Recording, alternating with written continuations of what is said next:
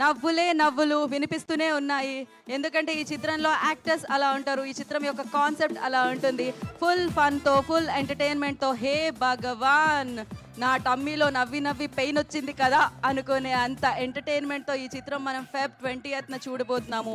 హ్యాపీగా ఎంజాయ్ చేయబోతున్నాం. జీవితంలో ఏం కావాలి చెప్పండి? Entertainment, entertainment, entertainment. ఆ ఎంటర్టైన్మెంట్ని అందించడానికే ఈ చిత్రం మన ముందుకు వచ్చేస్తుంది అనమాట.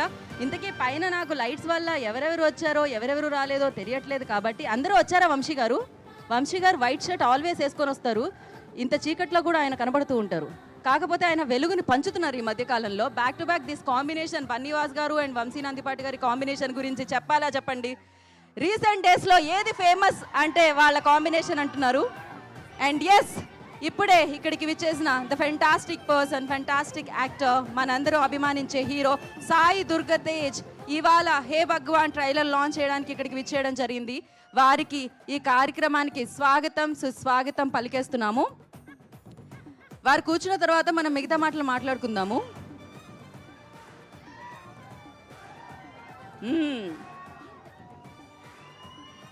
సో మొత్తానికి మీ ఆనందాన్ని మరింత పెంచేందుకు ఇవాళ